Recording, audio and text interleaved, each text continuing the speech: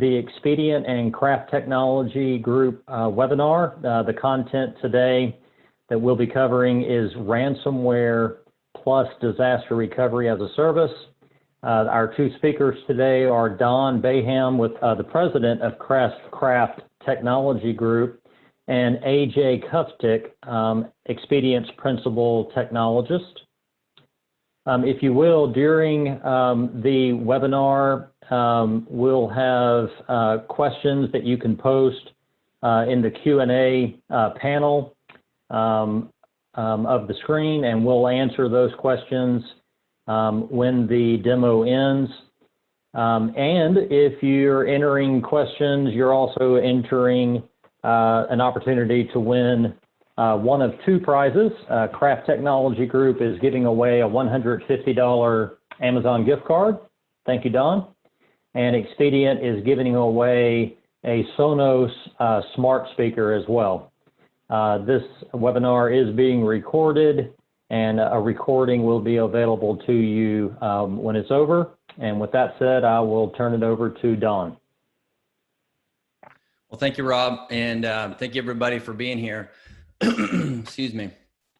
I'm going to try to advance the slide here. There we go. All right, so a little bit about Craft Technology Group for those that don't know about us that are on the call. We were founded in '92, and we came out of, and still are part of, the Craft CPAs family of companies. And so Craft CPAs started in Nashville in about late 1950s, 1958, I believe. Headquartered still here in Nashville. We are a managed IT provider and a managed security service provider. We are independently audited every year by the MSP Cloud Verify program, part of MSP Alliance. And we also go through our own HIPAA verification program as well, since we service quite a few healthcare organizations. Our core values and what we live by: integrity, responsiveness, respect, and commitment. Those are the principles that our team lives by and how we deliver our services. So we are grateful to be part of this webinar and a partner with Expedient on this service. So at this point, I'm going to turn it back over to AJ. Hi, everybody. My name is AJ Kuftic. I'm principal technologist with Expedient. For those of you who are new to Expedient, we were founded in 2001. We started as a co-location company and moved out to managed services and cloud. We have cloud locations in US East, Central, and West. Our West region is in Phoenix and just opened up at the end of last year. We also have international cloud deployments on customer sites in Australia, Germany, and Canada. So if our cloud locations don't work for you, we can certainly bring that cloud to you. One of our central locations is in Memphis. So we're right here, right in the heart, right in Tennessee. Not the heart, the western side of Tennessee, but nonetheless in Tennessee. We're recognized by Gartner for DR as a service for the last 3 years in a row. We've been a VMware cloud provider since 2007. We have almost 40,000 virtual machines running on our platform. So we've been running at scale for a very, very long time. And also we're a Zerto Platinum partner, and you'll hear a lot more about that as we go forward. But if we're talking about DR as a service, we have to talk about disasters. And what could go wrong? What could possibly go wrong? Well, at the basics, we have things like power outages, right? Power line goes down, branch hits a line, your data center's offline. And even though that's not necessarily the more interesting versions of disasters, it's still something that can affect your data center. And maybe your things don't go down because you have a UPS or you have generators, but you as the administrator or the organization have to protect the IT assets you have. So that means bringing fuel to the data center and making sure the generators keep running, making sure that you don't lose power from there going into the data center. But the more common one is human error. And I'm sure everybody here has a story about a man with a backhoe. Right? Somebody tore up a line, somebody was digging where they weren't supposed to and they hit a line, or that line wasn't marked, something happened. Mine is actually the opposite. It's not a man with a backhoe, it's a man with a dump truck, where the bed was left open and he clipped an overhead line. So even if your lines are above head, that does not mean that they are far from danger. So for us as IT, we have to worry about all of these sorts of things. Are these in our control? Not entirely. So we have to consider all of those sorts of disasters and how we recover from them. But I think everybody here in the Tennessee area, and especially in Nashville, knows about spring storms and specifically the tornado that hit back in March. And Don, do you want to talk a little bit about that? Yeah, I mean, it's it's very real for everybody here in Middle Tennessee and other parts of tornado country, but it was relatively fresh for us. In early March, this came through and did some devastation in the area. Our building in Metro Center was without power for a week. We thankfully didn't sustain damage, but I know a lot of other businesses were not as lucky. And east of town, there was a lot of damage as well. So this is something that's certainly top of mind as we think about how we prepare our business continuity for this area. And so I always like to refer to natural disasters as not being terribly common, but in certain areas of the country like Tennessee, I'm in Pittsburgh, Pennsylvania, we don't get hit with natural disasters pretty much ever, right? So for me, telling the story of, we can talk about snowstorms and ice storms, but in terms of Tennessee and certain other parts of the country, natural disasters are more common than not. But I think there's one more that's even more common than that, and those are malicious attacks, and specifically ransomware. And from everybody talks about ransomware. They've heard WannaCry. They've heard a number of these other pieces of software hitting personal PCs, but it can get bigger than that, right? City of Atlanta 2 years ago, in March of 2018, got hit with ransomware. They were asked for $51,000 in dollar to Bitcoin. They wanted it all in Bitcoin, but dollar to Bitcoin transaction. $51,000 in ransom. The city said, no, we're not paying that ransom. And right now they're estimating about $9.5 million to recover. That is a huge uplift in terms of ransom to recovery. City of Baltimore, a little over a year ago right now, got hit with a different piece of ransomware at $76,000. Their recovery is estimated at $18 million. And the interesting part to both of these is that their IT staffs warned the city that we are neglecting our security. We're neglecting what we do, and we need funding to fix those. The city did not pay those, and thus there were ransomware attacks. And finally, and I think Don's going to get into this one a little bit later, is Lake City, Florida. They agreed to pay the ransom because they did not have the staff. They did not have the budget to try and pay $18 million or $10 million to recover. They paid the ransom because it was cheaper than fixing it. And this is what really gets predicated upon in the market of, hey, it's cheaper to just pay the ransom and make them go away than it is to actually recover from it. And so what we want to talk about is how we help you recover from that. But I think Don's going to dive a little bit deeper into the ransomware portion of this. Yeah, thank you, AJ. So just to do a little background for folks that may not be as familiar with the topic of ransomware, I provided a definition here from the Cybersecurity Infrastructure Security Agency, part of DHS. Excuse me. Basically, ransomware, any malicious software that is trying to deny access for some demanded payment, right? And there's varying levels, degrees of ransomware types, but that's a pretty broad definition that I think encompasses what we're talking about here in this instance. And, one of the reports that I like to look at is the Verizon Data Breach Report. And the 2020 report just came out fairly recently.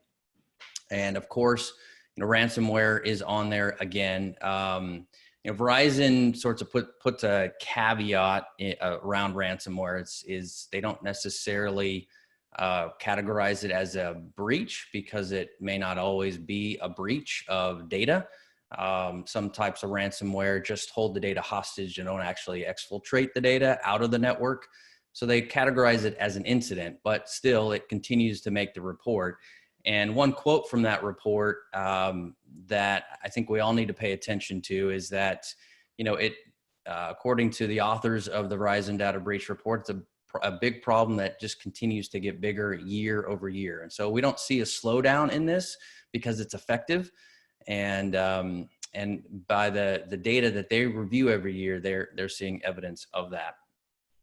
A couple of the areas that Verizon sees an uptick, or at least a large percentage of happening in the industry around the different breaches that they review: healthcare, public administration. We kind of talked about that a little bit and we'll get into that more in a little bit, around different cities that are being attacked, different municipalities. In fact, I think it was the Texas Department of Transportation just last week was hit with ransomware. So it's continuing to happen. So public administration is an area that they're seeing a lot of activity. And then also in comparison to the previous year, the education sector is getting hit pretty hard with ransomware as well. Some of the ransomware variants that you'll see out there that they get some headlines, you'll start to even see some of these in mainstream publications, even if you're not a nerd like AJ and I who look at this stuff every day. But you'll start to see some of these names even in the mainstream media. SamSam is the one that hit City of Atlanta. Soden hit a managed service provider, Synoptech, out of California. That was a big splash. They had a lot of client networks that were affected. Talking about some of the cities, Ryuk or Ryuk, depending on how you want to pronounce it, but New Orleans, city of Durham in North Carolina, and Lake City, Florida, which we'll talk about that in a little bit as well. Some of the older ones, and I say older meaning a couple of years ago, Petya, NotPetya. If you don't know the story about NotPetya out of the Ukraine and some potential Russian ties and what happened to Maersk and FedEx, it's an interesting story. Go look it up on Wired.com if you got some free time. But it's a story of some ransomware that got out that did more than the authors expected it to. Let's just put it that way. And then WannaCry, AJ mentioned that earlier. That was fairly common a few years ago, and it hit so many U.S. hospitals and other healthcare organizations around the country. And ransomware as a service is now becoming more popular. So you have organizations that on the dark web that are starting to offer their ransomware services to other bad actors that don't have the time or knowledge to create the ransomware themselves. They just sort of rent it out. And so we're starting to see an uptick in basically novice bad actors just grabbing some ransomware service off the shelf and starting to attack organizations. We're starting to see more of that activity as well. And Don, one of the, you mentioned Wired and WannaCry. There's actually an article that just came out, I think this week, of the story of the guy who stopped WannaCry in his past. It's actually really, really interesting. I highly recommend reading that to kind of get some insight into how that world actually works. It's super interesting. Like it. I'll have to check that out. Awesome. All right. Okay. So, a couple of statistics I want to just point out. So this is looking at the last 3 years of the FBI's Internet Crime Report. So 2017 to 2019. We don't have the next year's report out just quite yet. But what this looks like what this is tracking is estimated annual losses or reported losses. I should clarify.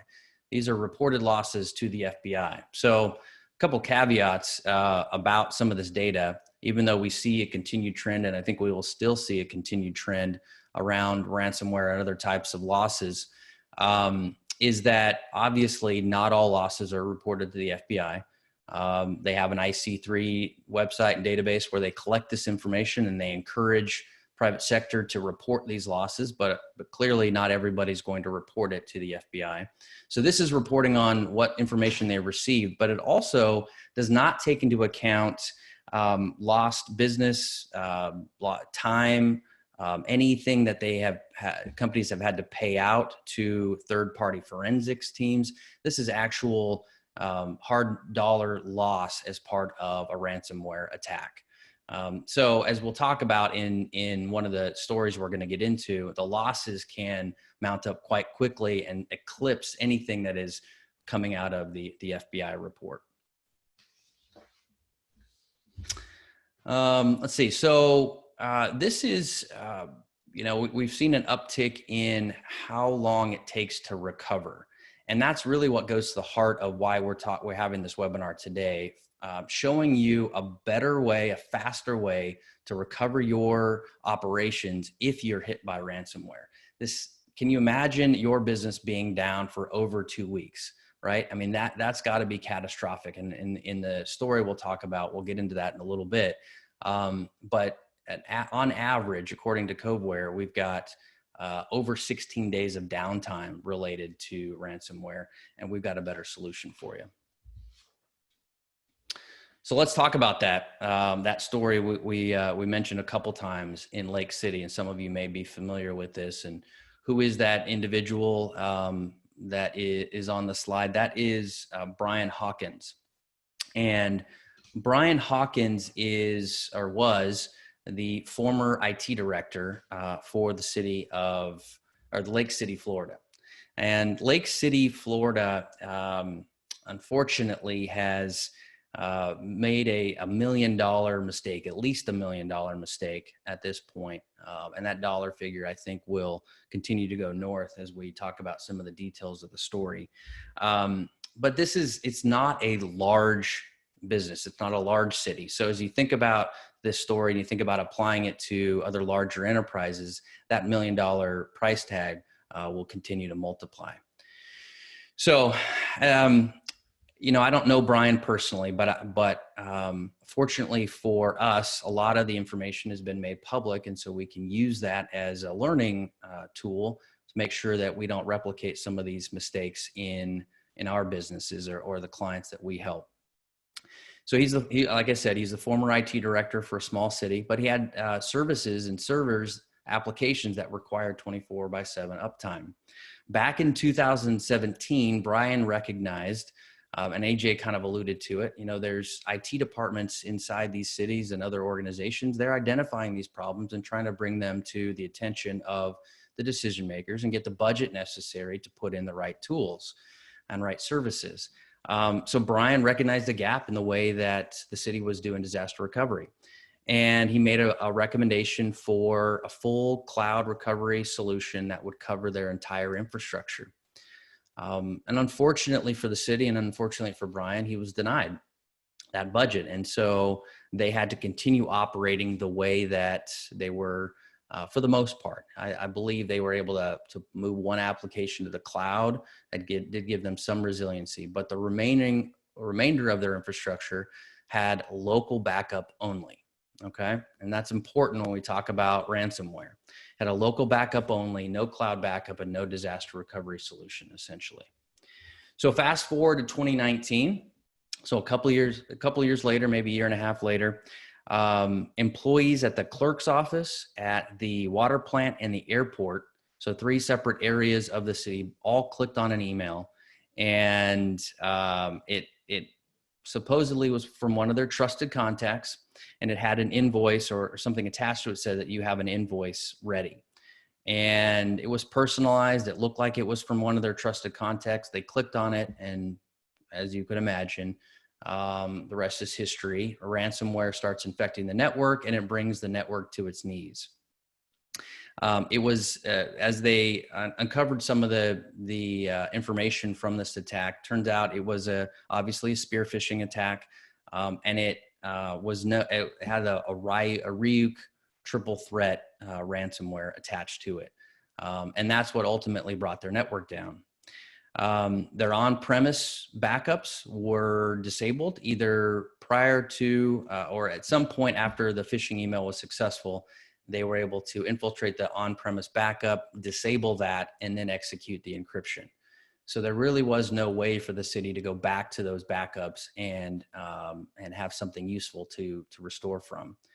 And so the lesson of the moral of the story here is, the city paid the ransom, equivalent of almost $500,000, and it still took weeks for a full recovery. So even if you do pay the ransom and you choose to kind of roll the dice, it may still be weeks before you can fully recover.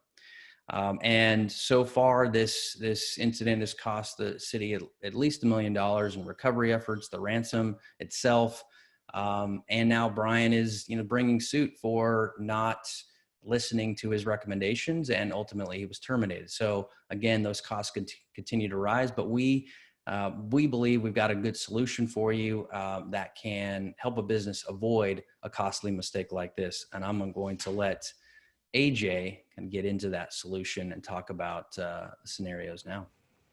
Sure. So when we talk about this, when we're talking about disaster recovery, we kind of have to think about how hard could it be, right? We're spending a lot of time, and you talked about how their backups were disabled, right? They had no ability to recover. So we have to think about how we handle disaster recovery and what a proper disaster recovery solution looks like. But it's not easy to go through that, right? When we sat down, this was myself and John White, our Chief Innovation Officer, we sat down and kind of thought through all of the questions you would want to ask around building a proper disaster recovery solution, and how you would build that and what you would have to think about to look at a disaster recovery platform. So what's the cost of downtime? And obviously here in the case of Lake City, cost of downtime for 2 weeks and getting all their stuff back was $500,000. So there's your cost of downtime. And it was certainly more as that grew, right? The ability for them to recover, and how do they actually get back up and running? And then how do they prevent this from happening in the future? Like, all of those costs go together. But just in terms of thinking about maybe the tornadoes in Tennessee, or even a quicker or a smaller impact, what's the cost of that downtime? And then the question is, where do you go? Does Lake City have a second site? Does your business have a second site or a third site to be able to go to in the event of an attack or some sort of disaster, or man with a backhoe? And what hardware do you need?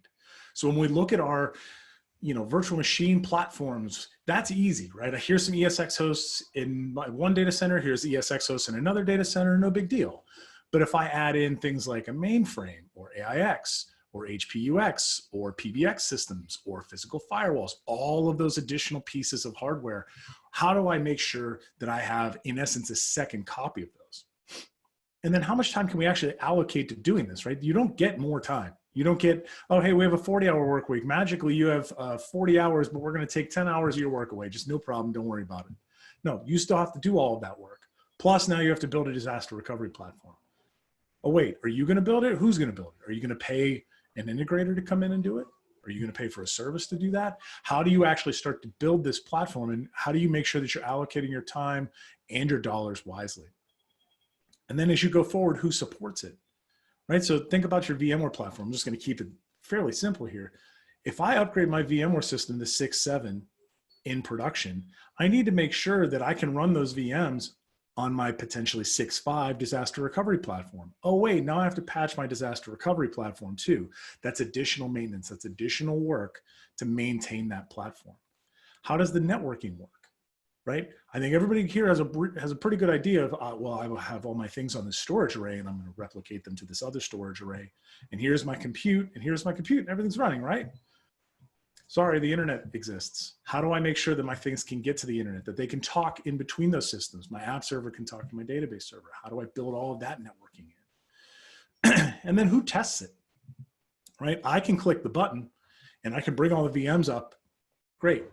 But are my applications actually up, or are the servers just up? Do the applications fail to come up because a service failed to start, because a dependency wasn't picked up? How do I do those things? And then how do I validate that that test was successful? I need to make sure that when that application comes up, that my users are happy, that my acceptance is done. So how do I validate that my tests were successful? How do I make sure that all this happens? That's just off the top of our heads, let alone actually diving into what it really takes to build a DR platform. So what are my options? First option is to build it myself. And this is probably what you'll end up with, right? You'll build something that's pretty good, and then we got to cut a corner here or there. Maybe we got to put an indoor door from a house on the back of our truck because, well, this is all we had. I know a lot of people will like to do things like, I'll take this existing stuff that's in my production environment and we'll move that to DR, and then I'll bring up new gear in production and everything will be great. And it works, right? You can replicate your stuff, you can bring things up, but the business is going to expect performance to be generally the same. And if you're using 4-year-old hardware, can I maintain that hardware? Can I get firmware patches for that hardware? Can I get drive and hardware replacements for it? How do I make sure that that hardware continues to be supportable as I go forward, or I just have a DR plan on paper and very less in real life? The other option is a hyperscale, right? That's like a flying car. I can certainly do that, and it's actually really cool and probably the future at some point, right? But there's a big learning curve. I have to learn how to fly a plane, right? I have to learn all of the pieces that go along with it. And while it's still a car at a certain level, I can't just take off with it. I can't just go and use that. And finally, you have DR as a service. And this is very much like the lease on a very fancy pickup truck. Because what you can do is say every 2 years, I want new hardware. And what we do as a managed services provider is we provide that hardware out to our customers. And when we upgrade our hardware, you get the benefits of it. You get all the benefits of enterprise spend without the enterprise price.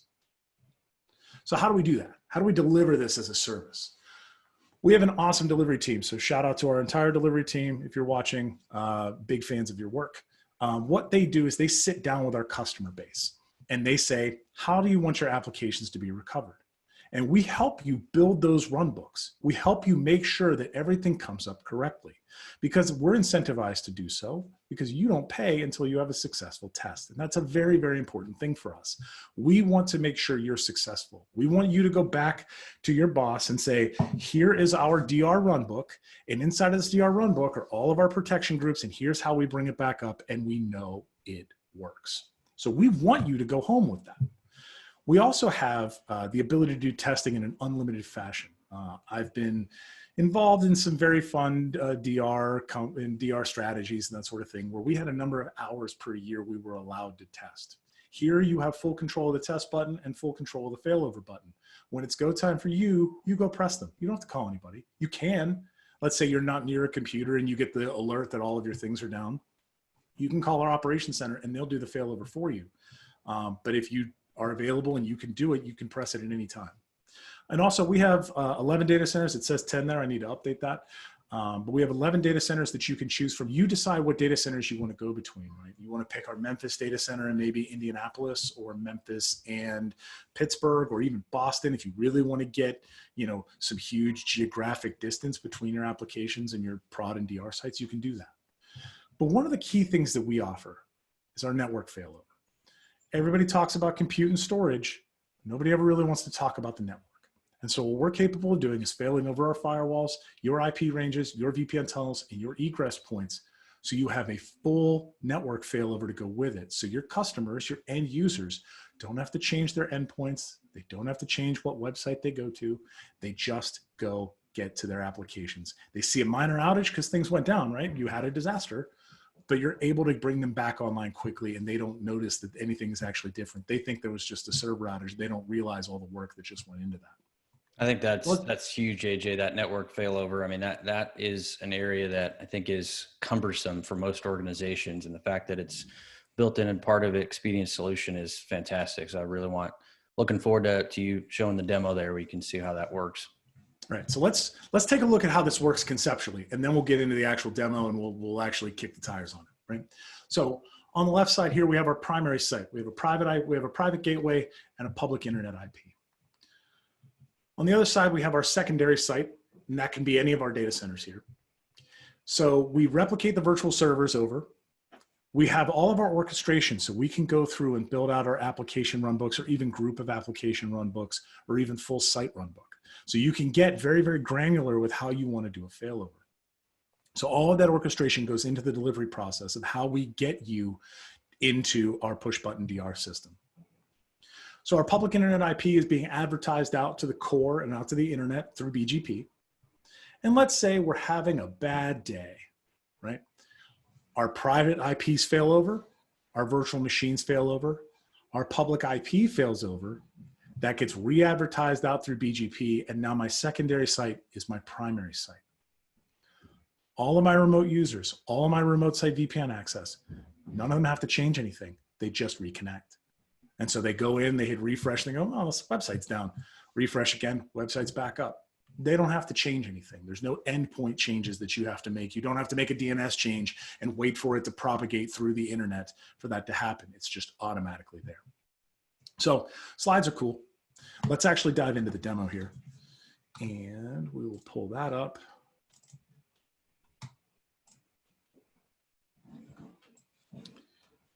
Let's change slides here first before we do that, so it's not too busy. There we go. So in here, this is our Expedient Enterprise Cloud Platform, right? This is what you look at every day when you're managing your VMs on our platform. We also offer our on-prem private cloud with DR as a service, so you can we run the cloud inside of your data center and you replicate back to one of our data centers. So we offer that in 2 different phases. So if I go into my ACM data center here, I see my VMworld server 1 and 2. So these are our servers, and they are running a website. So if I go to this website, it's a simple WordPress site, looks very pretty, right? So what we're going to do is we're going to open up the Expedia Enterprise Cloud, and we're going to go over to the Zerto self-service. So all of this is being powered by Zerto. And in here, we have a number of VPGs that are already pre-configured. So I'm not going to go through the configuration of a VPG. We help you with that. But if we take a look at this VPG, I can open this up and I can see that I have my two VMs in here. They're protected, VMworld Server 1, VMworld Server 2. And I can look at my SLA, so I can see that I have an 8-second RPO right now. So if I were to go to my latest checkpoint, I'm going to lose 8 seconds worth of data. That's pretty quick. I know a lot of places, they'll do a 15-minute snapshot or a 4-hour snapshot or an hour snapshot. We're down in the seconds. So we have near real-time RPOs. So if I go back to my VPG list, I'm going to fail over 2 VPGs here. I'm going to fail over this one. This is our main, this is it has the servers in it. And this one has our network functionality in it. And we're going to fail both of those over. And they're going to fail over simultaneously. So there, we're verifying that we have it. And I'm going to open up our checkpoints. And we can go back in time and we can see all of our checkpoints that can go back into the past. So as Don mentioned, when ransomware hits, you have what, 2 weeks to recover? Something like that, Don, 16 days, I believe was the statistic you used there. Yep. Imagine you had a time machine, right? The ability to go back in and click on a timestamp that says, hey, at April 29th at 9:35, we had a ransomware hit. That's when we noticed that all the ransomware stuff hit. Let's go back to 9:34 and be able to recover at that point. Now you're going to lose data between now and then, but all of that data has been encrypted, so it's not really a loss at that point, right? We want to get our systems back up and running. But in this instance, I'm going to pick the latest because I haven't had a ransomware attack. And I'm going to pick the latest here as well, just make sure that we're good to go. I'm going to change my commit policy to none. We'll talk about commit and rollback here in a second as we roll through. And because we're doing a demo here and this isn't a real life site failure, we're going to force a shutdown on the VMs to make sure that everything shuts down cleanly. So when we fail everything over, everything comes over and comes right back up. So we'll hit next, we'll hit start failover and go.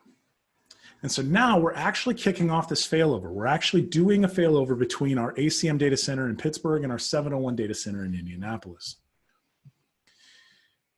And if we go up here, we're going to go take a look at our data center groups. Now, you pick your locations, and then we group them together in your tenant so you can see both data centers that you're in, or even multiple data centers that you're in. And we can look at our network topology here. We can see that we have 2 data centers, and the egress right now is going out of our ACM data center. And since we're failing over from ACM to 701, we're going to actually kick off that swap. So I'm going to now send all of my traffic out of the other data center. 1 click, 2 clicks, done. That's it. Now all of my traffic is going out of a completely separate data center. This used to be a lot of work in the networking world. We've made it very, very simple. If I go back to our Zerto environment, we can see that everything should be done. Sure is. So now what we're at is the commit or rollback stage. So I have the ability to go in and pick whether or not this is actually working.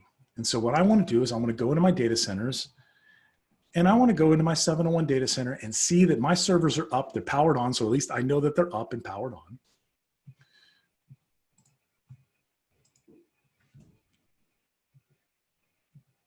And just before we do that, let's just make sure that I can refresh, and it's refreshed already. I can scroll the page. So I've already done the failover. Nope, still going to the same website, still going to demo.virtualpotholes.com. I can fail that over very, very easily. So now that that's done, I'm going to commit these. And what that does is it changes the journaling. So now going forward, the journaling is coming out of my Indianapolis data center. So now, even if all of those journals were encrypted on the Pittsburgh side, I'm starting with fresh journals on the Indianapolis side. So I'm now moving away from the encrypted data that is in that data center. And so what this is doing is this is doing the commit. So it's removing that. And if you see those delta sync volumes, what that's doing is it's turning the replication around and sending it back to Pittsburgh. So my workloads don't lose protection. So all of that is done and built into the VPG. And, you know, for the sake of this demo, let's do it again. Right? We can fail it back now too. So this is one of the other challenges, especially if you go to a hyperscale platform, where if you fail over and you go to that platform, coming back out is very difficult. You have to reconvert the machine back. It's not an EC2 instance anymore. It's not an Azure Compute instance. It's now your VMware platform. Our platform is VMware on both sides, so you don't have to do any sort of conversions. Your applications on-prem are the same as in our data centers. So if I go to next, let's just verify that we're on the latest checkpoint. Set these to none as well. I do this because I like having that control over whether or not I'm going to commit. The auto commit and auto rollback are there to, if you forget to click the button, it will do it for you and just kind of roll that forward. I like having that control and making sure that somebody goes in and clicks the button. And so we're going to ping this. And we can see that this VM is down because we forced the shutdown on it, right? And if I go to the website and I click refresh, I can't get to the website, right?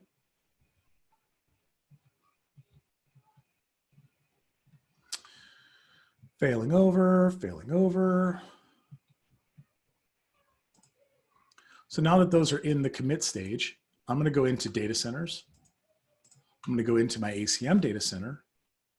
And I can see that my two VMs are now powered on. So we're good to go there. I see that we failed over again and we're back.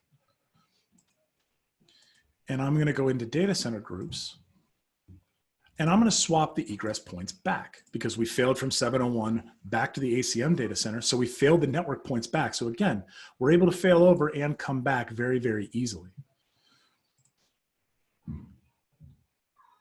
And if I go down to Zerto,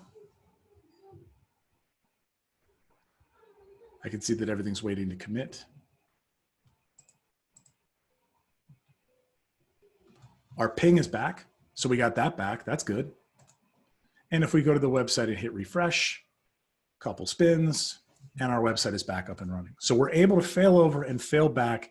I don't have to make any changes. Everything is inside this interface, and it's just a matter of us telling it when to go do it.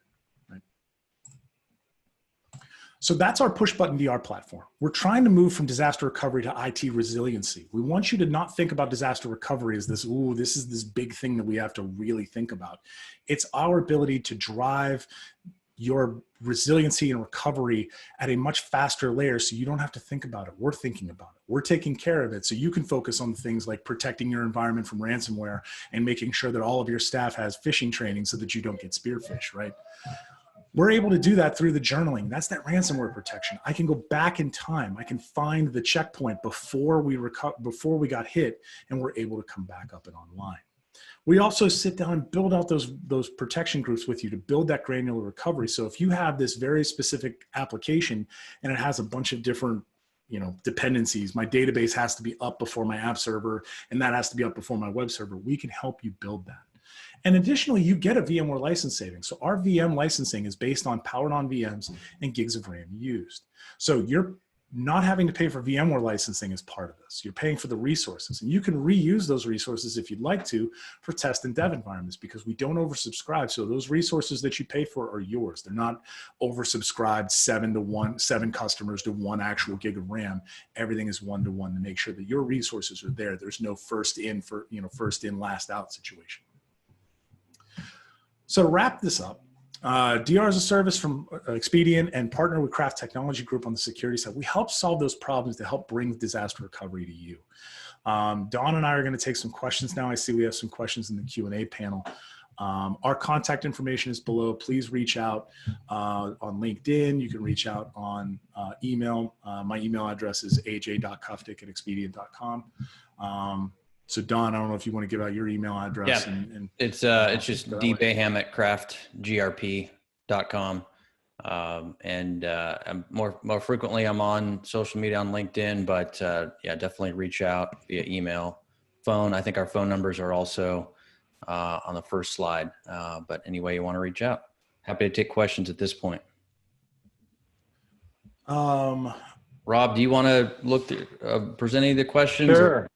Okay. Sure, certainly, I'll provide them. So we've got about 11 questions, actually. So one is for Expedient to please share your data center map, if possible, in the U.S. and any global presence.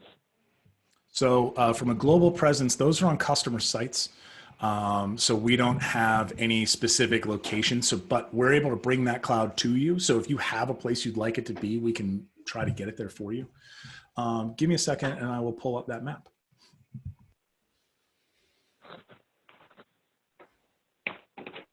Hey, Rob, while AJ is doing that, is there anything else that, oh, AJ might have done it pretty quickly though. I don't know. Yeah. I'll keep going. I'm pulling it up. I don't know why I pulled up full screen, but give me a second. I'm looking through the questions, Rob. I see one about the losses report on the FBI. Where can I find those numbers? Yeah, so that's the if you just search the FBI IC3 report, you'll find a number of years, but you can search 2019. You'll eventually get to find it. It's on the IC3 website. Each of those years is available. I don't know how far back, but I was able to pull up 2017, 18, and 19 fairly easily.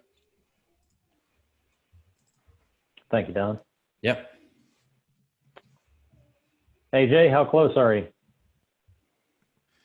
The map is on.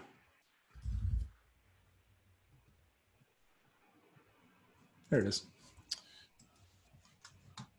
Right there. If I open it in PowerPoint, it takes it over. So this is just a preview of the slide. So we have data centers in Pittsburgh, Cleveland, Columbus, Baltimore, Boston, Indianapolis, Memphis, and Phoenix. But we're capable of delivering it to pretty much wherever. If you have hyperscale dreams, you want to do things in AWS, Azure, GCP, we also have our cloud on-ramps to be able to connect very low latency and high-speed connections into those. So if you have you want to do things with like Azure Data Lakes or Amazon RDS or something like that.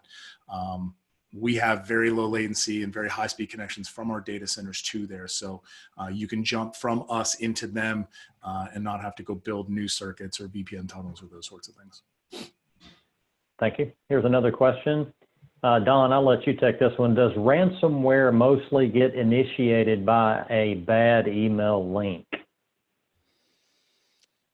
I'm sure there are some statistics on this, but I would say it's high likelihood that ransomware is going to be delivered in some social engineering method, right? So usually phishing, sometimes a drive-by download on a particular website.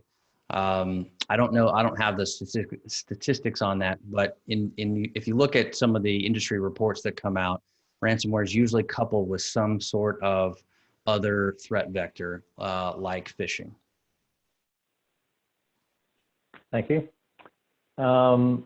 Another question. You mentioned, maybe AJ mentioned, that every 2 years equipment is replaced. Are you saying that Expedient refreshes its equipment every 2 years? No. What I was referring to is more the concept of like a leased vehicle and how you're able to get the benefits of new vehicles as part of just paying for a lease, right?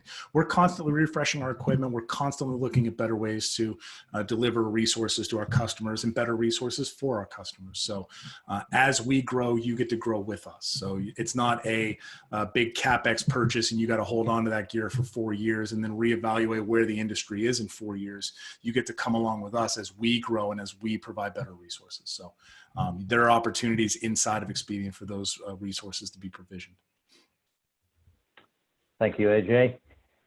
Any stats on internal staff threat versus external source threats for either one of you?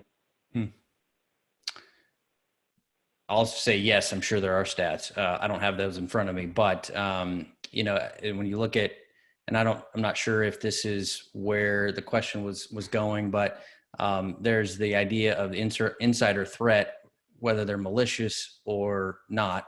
Could be human error, unlike a physical piece of equipment. Could just be network admin clicking the wrong link.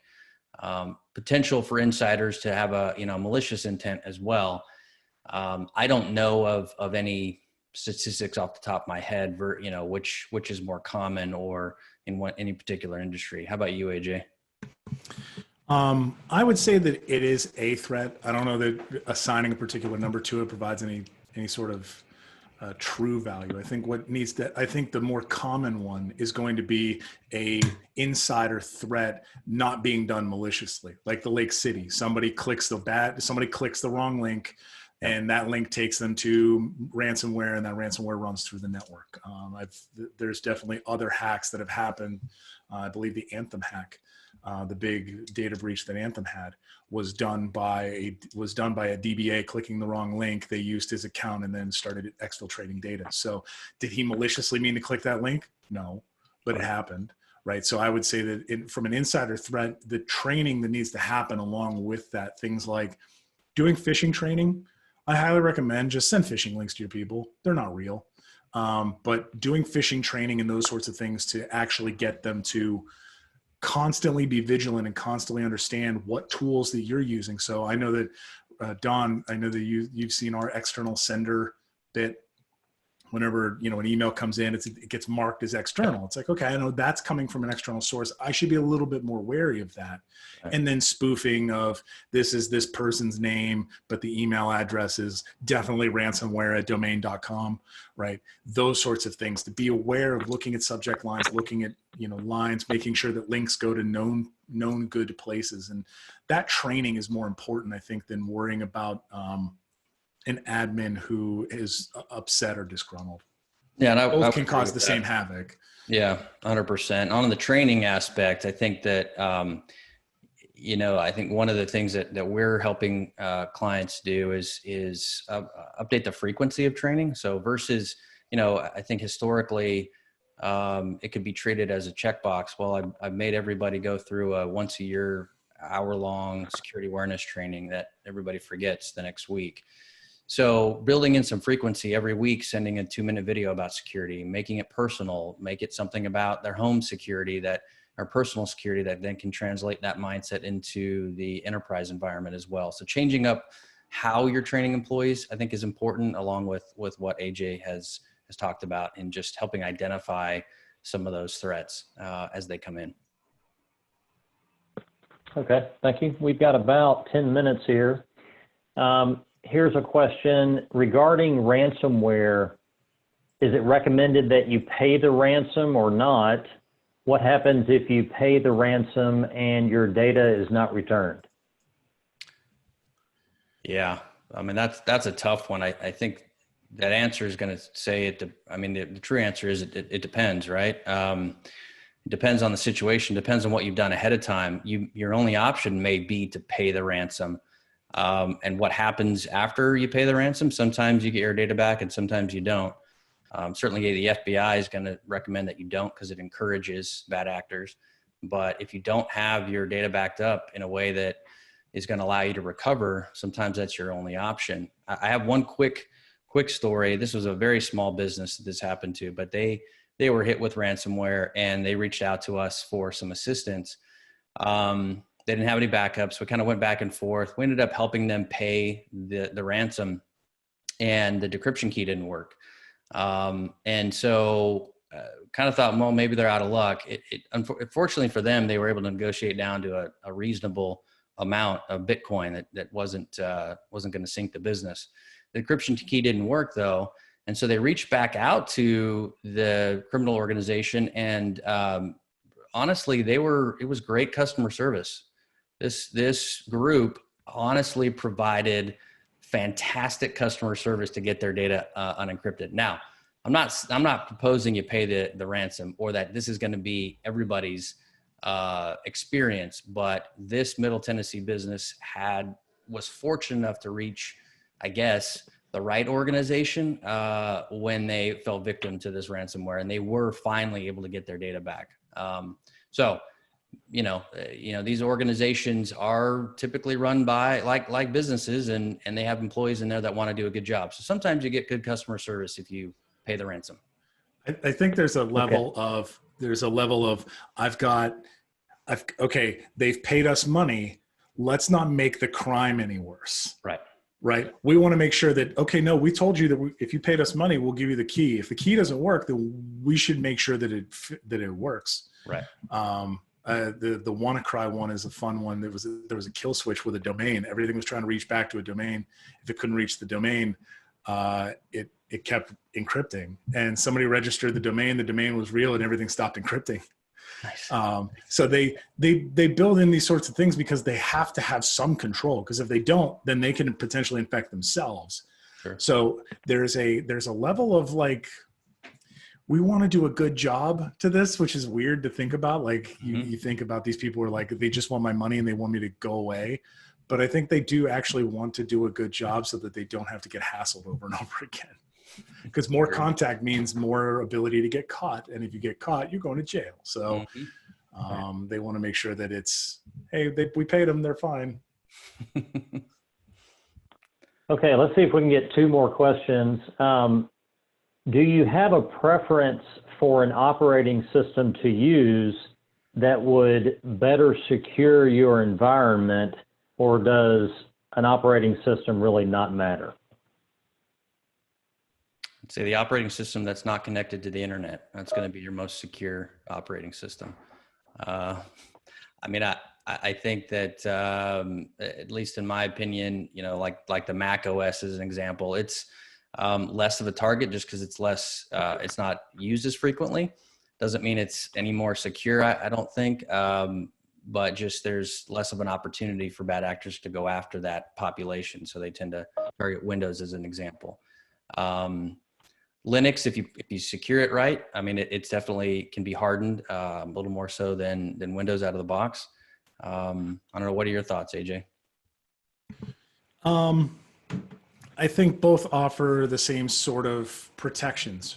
In terms, Microsoft has done actually a really, really great job over the last, I'd say 3 to 5 years of making Windows Defender out of the box better.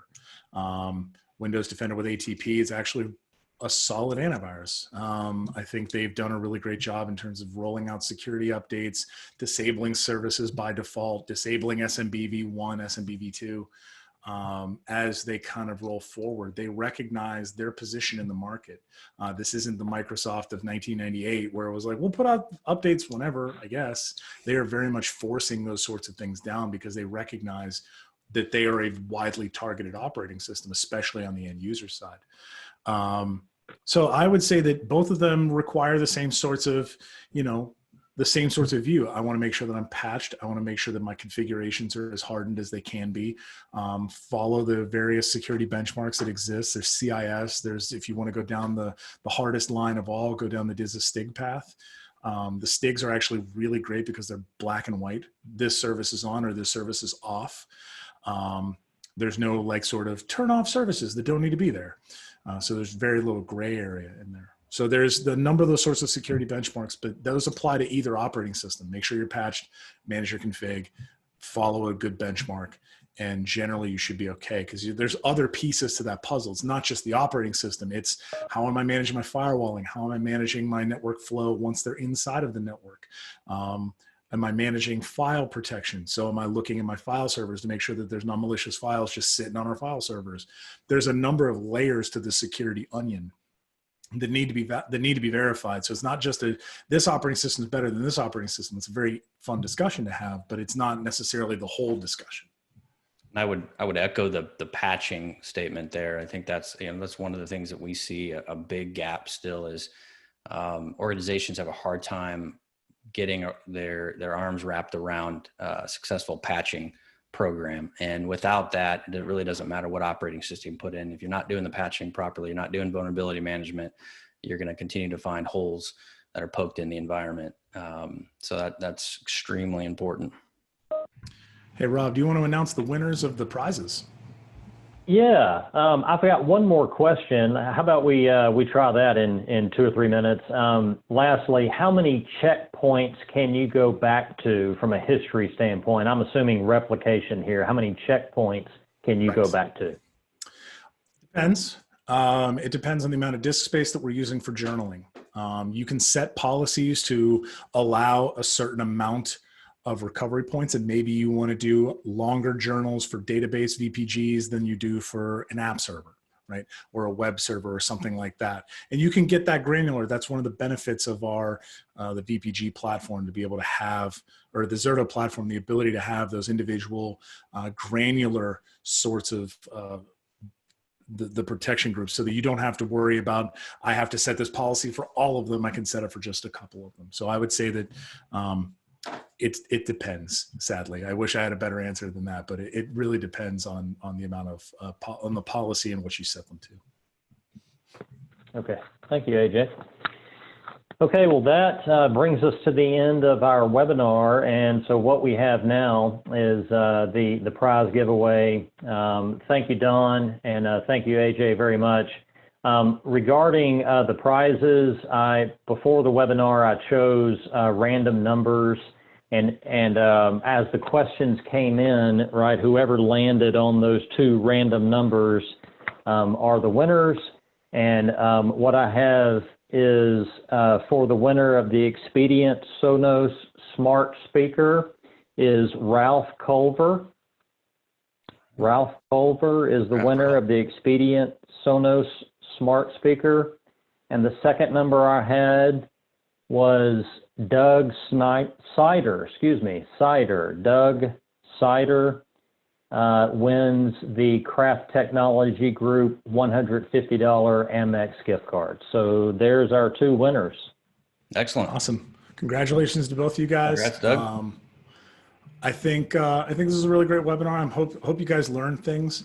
Don, thank you for coming on with us and talking about security. I think this is a super interesting topic, especially for pairing it with something like disaster recovery. Absolutely. It's number one way you can protect yourself against ransomware is having an effective DR strategy and service in place. So it was a pleasure doing this webinar, and I look forward to connecting with anyone else that has any questions coming out of this.